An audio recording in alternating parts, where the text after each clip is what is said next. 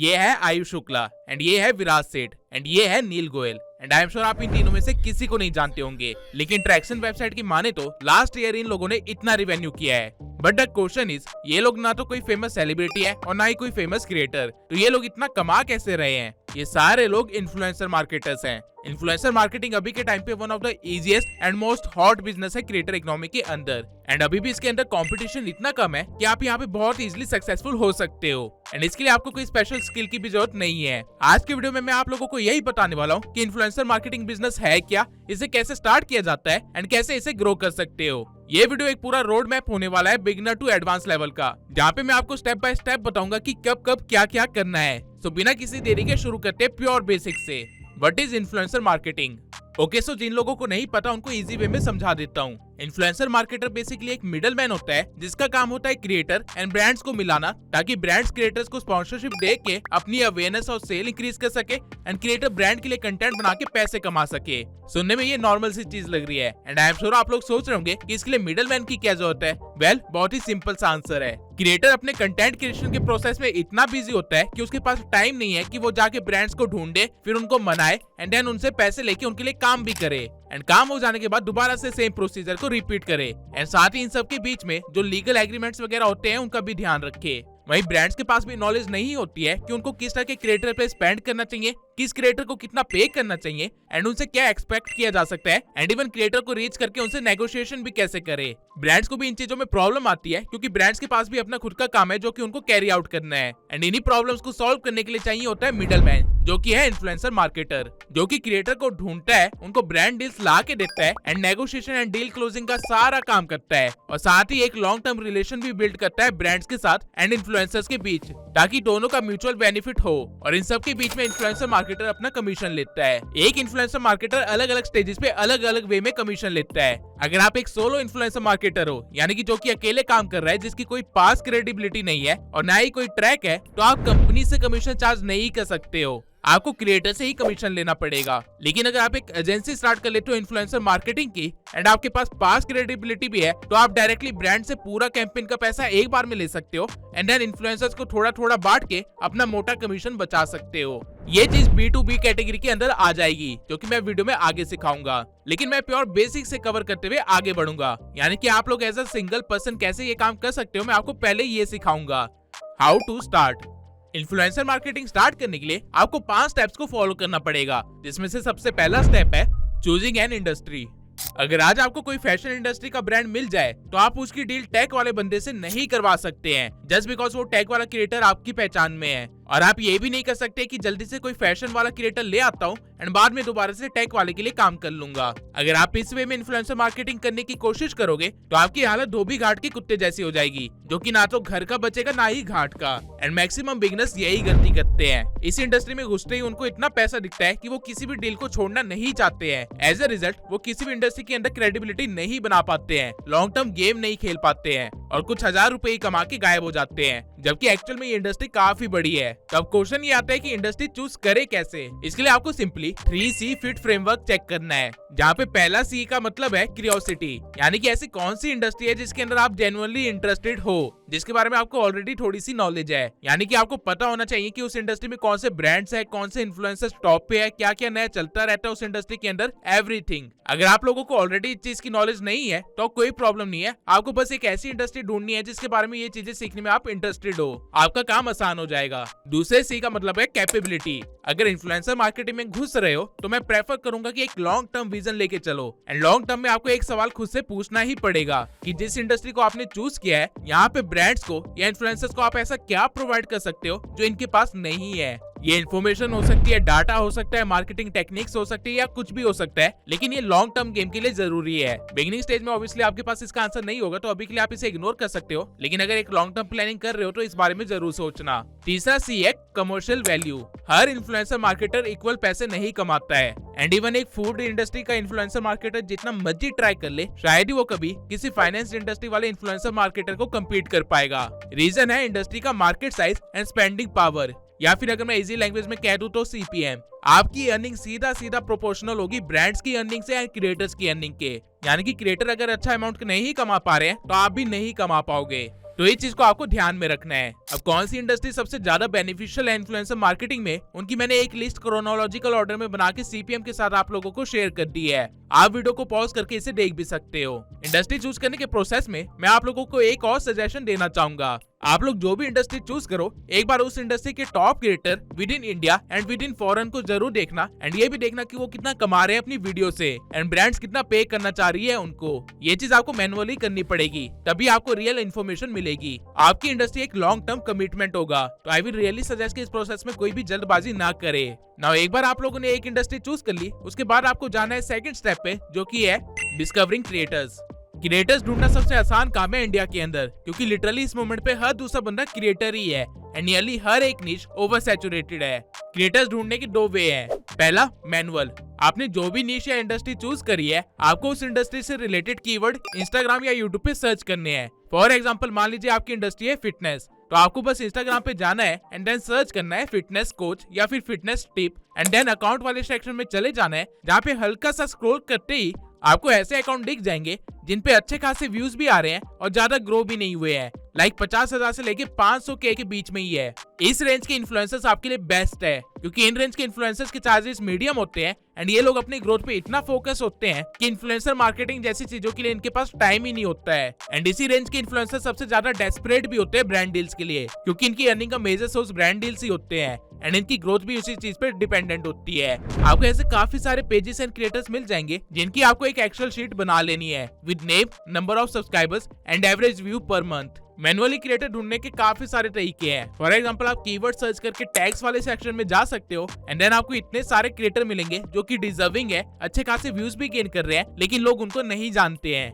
या फिर वो ज्यादा ब्रांड डील्स क्रैक नहीं कर पा रहे हैं। ये आपके बेस्ट क्लाइंट्स हैं। आपको अपनी इंडस्ट्री के एटलीस्ट 30 से 50 ऐसे क्रिएटर की लिस्ट बना के रेडी रखनी चाहिए, जो कि अभी मेगा इन्फ्लुएंसर्स भी नहीं है और नैनो इन्फ्लुएंसर्स भी नहीं है, और इन लोगों की ग्रोथ कभी भी हो सकती है। सेम टेक्निक को आप यूट्यूब एंड टिकटॉक जैसे प्लेटफॉर्म पे भी यूज कर सकते हो। इसके बाद इन्फ्लुएंसर ढूंढने का दूसरा तरीका है AI टूल्स की मदद से।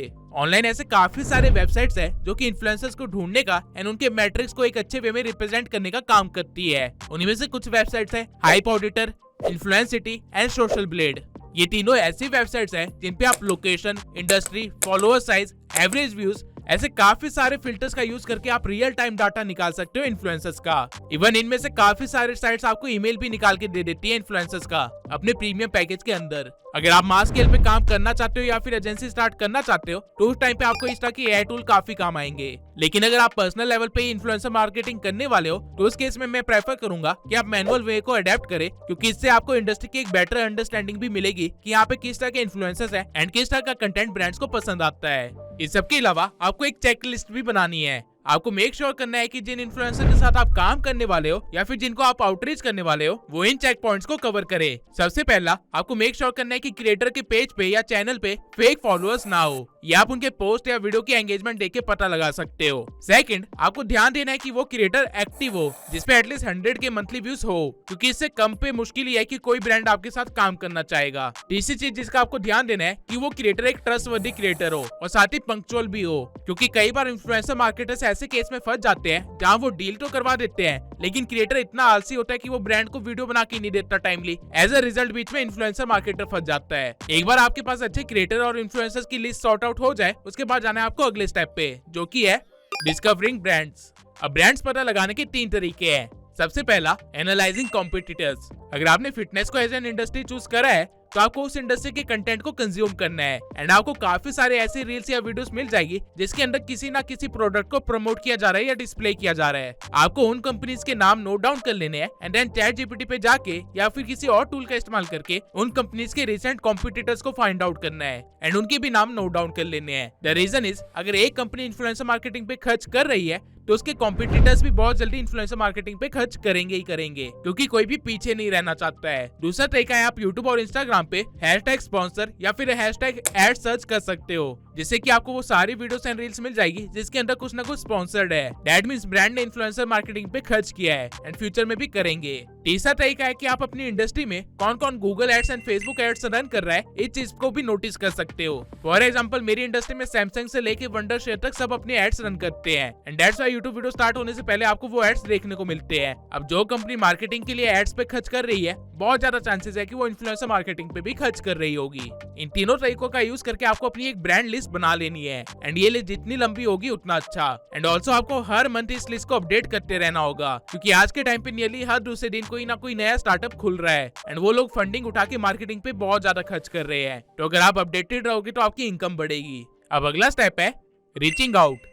ओके सो नाउ आपके पास क्रिएटर्स की लिस्ट रेडी है एंड ब्रांड्स की लिस्ट भी रेडी है जो कि इन्फ्लुएंसर मार्केटिंग पे खर्च कर रहे हैं। नाउ आपको अपना काम स्टार्ट करना है जिसके लिए आपको रीच आउट करना होगा दोनों तरफ। सबसे पहले आपको क्रिएटर को रीच आउट करना है उनके मेल पे एंड इंस्टाग्राम पे एंड उनको कुछ इस तरह का मैसेज भेजना है। सब्जेक्ट में आप लिख सकते हो क्रिएटर का name x brand name collaboration, या फिर आप कुछ ऐसा भी लिख सकते हो collaboration with brand name. Creators के ईमेल एंड डीएम्स भरे होते हैं तो आपको मेक श्योर करना है कि आपका ईमेल एटलीस्ट ओपन किया जाए एंड उसके लिए सब्जेक्ट एक बहुत ही इंपॉर्टेंट पार्ट है। उसके बाद आते हैं मेन बॉडी पे। तो सबसे पहले तो आपको ग्रीटिंग्स एंड पर्सनल टच देना है जो कि आप कुछ इस वे में दे सकते हो। Hello Tube Sensei, I have been following your content on YouTube and really like the way you engage your audience. The community you have build around content creation niche is genuinely impressive. Personal touch देने के बाद आपको खुद को introduce करना है कि आपने ईमेल किया क्यों है एंड इस चीज को आप कुछ इस वे में लिख सकते हो। आई एम, आपका नाम आ जाएगा यहाँ पे, an influencer marketer who connects creators with brands that match their audience and vibe, helping them secure high quality paid collaborations. I have recently been working with brands like, and यहाँ पे आपको 2-3 brands के नाम लिख देने हैं and a few other in your niches and I believe you would be a great fit for some of our upcoming campaigns. अगर आप खुद को इस वे में इंट्रोड्यूस करोगे तो कोई भी पता नहीं लगा पाएगा कि आप एक बिगिनर हो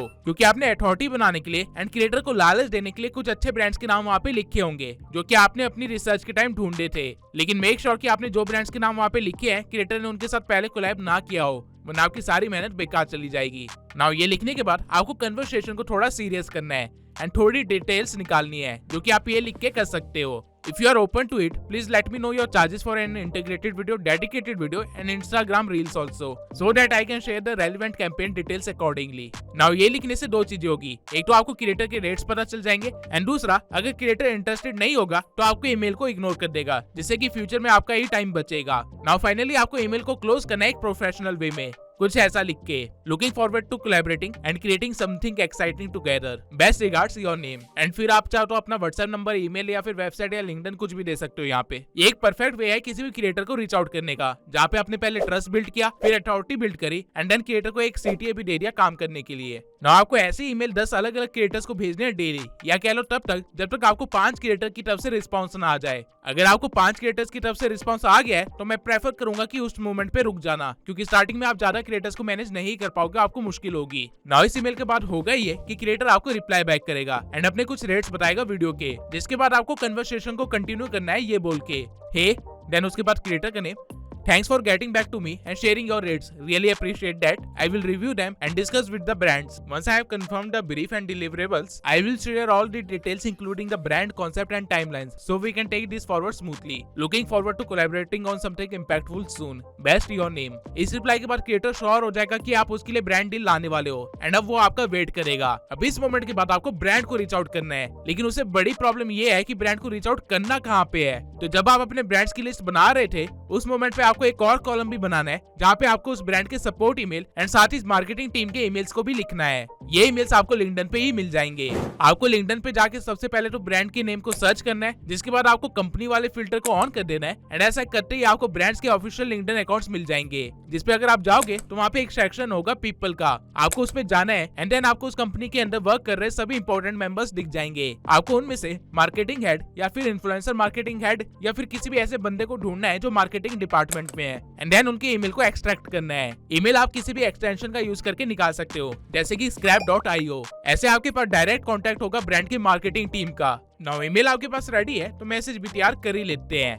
ब्रांड के पास आप एज एन इन्फ्लुएंसर मार्केटर नहीं जा सकते, क्योंकि अगर आप ऐसा करते हो तो ब्रांड आपको साइड में फेंक के खुद ही क्रिएटर के साथ डील कर लेगा या फिर आपको टोटली इग्नोर ही कर देगा। ब्रांड इन्फ्लुएंसर मार्केटिंग एजेंसीज के साथ काम करती है, किसी सोलो इन्फ्लुएंसर मार्केटर के साथ नहीं। इसलिए आपको खुद को एज अ मैनेजर प्रेजेंट करना है क्रिएटर का एंड देन रीच आउट करना है ब्रांड को कुछ इस वे में। हाय, ब्रांड का नेम या फिर मैनेजर का नेम, आई एम फिर आपका name, the brand partnership manager of फिर क्रिएटर का name, one of the leading creator in the, फिर आपको यहाँ पे नीश के बारे में बात करनी है, with an audience over, then आपको फॉलोअर्स बताने and consistently strong engagement. We have been following your brand and really liked your recent campaign around. अब यहाँ पे देख लेना कि ब्रांड रिसेंटली किस चीज से रिलेटेड प्रमोशन कर रहा है। I think there is a great fit between your brand and our audience which consist of, and यहाँ पे फिर आपको अपनी ऑडियंस को एक्सप्लेन करना है। We are currently finalising our next set of brand partnership for this month, और यहाँ पे फिर से अगेन ब्रांड का name feels like a strong fit considering your position and target audience. Please let us know if this is something you would be interested in. Looking forward to hear from you.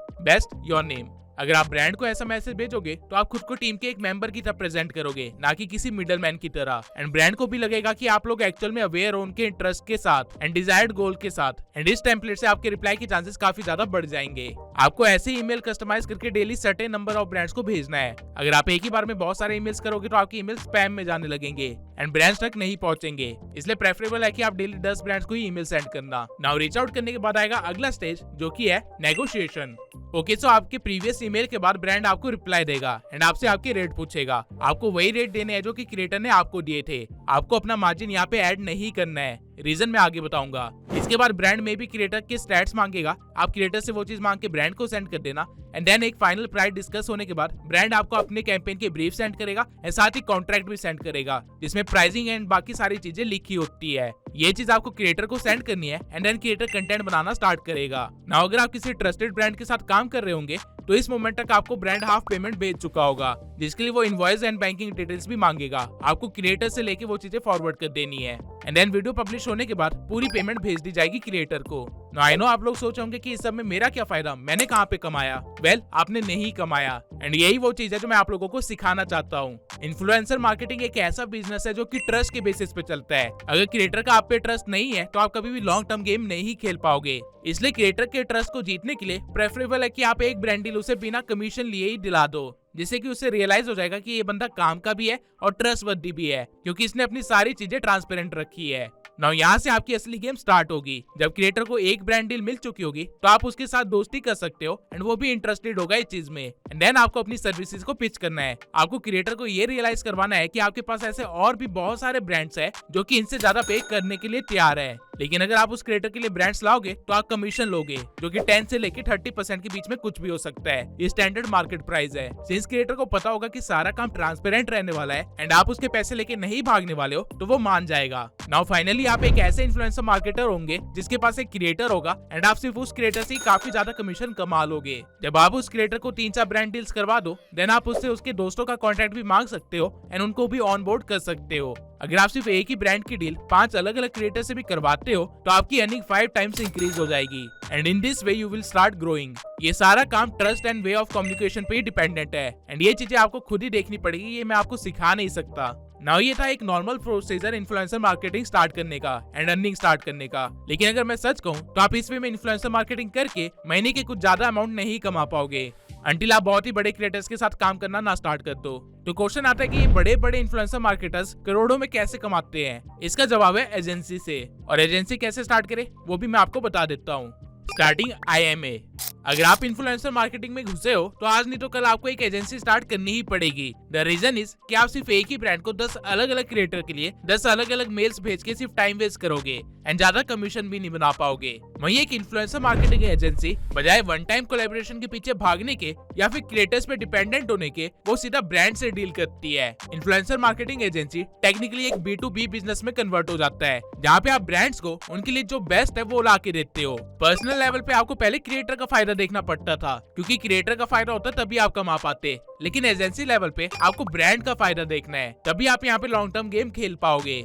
Influencer marketing agency किस वे में work करती है मैं बस आपको उसका एक overview दे देता हूँ। सबसे पहले इन्फ्लुएंसर मार्केटिंग एजेंसीज के पास क्रिएटर्स भरे पड़े होते हैं एंड छोटे मोटे नहीं, बड़े बड़े क्रिएटर्स लाइक फुकरा इंसान या फिर कह लो प्राजक्ता कोहली, जो कि मैक्रो क्रिएटर्स की कैटेगरी में आते हैं। सेकेंडली, आईएमएस उन ब्रांड्स के साथ तो वर्क करती ही है जो कि पहले से इन्फ्लुएंसर मार्केटिंग कर रही थी, लेकिन इसके सिवाय वो उन ब्रांड्स को भी रीच आउट करते हैं जो कि कमा तो रहे हैं लेकिन इन्फ्लुएंसर मार्केटिंग पे खर्च नहीं कर रहे हैं। इसका मतलब यह है कि वो लोग हिडन कंपनीज को भी फाइंड आउट करते हैं एंड उनको अपने क्लाइंट्स में कन्वर्ट करते हैं। एंड बजाय नॉर्मल वन टाइम कोलैबोरेशन के, influencer marketing agencies campaigns run करती है। यानी कि ब्रांड्स के साथ एक डील होती है, उनको एक सर्टेन नंबर ऑफ व्यूज और सेल्स या रेवेन्यू चाहिए होता है, जिसके लिए उनके पास एक सर्टेन अमाउंट ऑफ बजट होता है एंड एक certain amount of time period भी होता है। एंड इन्फ्लुएंसर मार्केटिंग एजेंसी का काम होता है कि वो अपने अकॉर्डिंग इन्फ्लुएंसर को सिलेक्ट करे, किस इन्फ्लुएंसर को कोलैबोरेशन के लिए बोलना है, कितनी वीडियोस के लिए बोलना है, कहाँ से रिजल्ट मिल रहे हैं, कहाँ पे ज्यादा इन्वेस्ट करना है एंड कहाँ पे नहीं करना है। ये सारा काम इन्फ्लुएंसर मार्केटिंग एजेंसी करती है।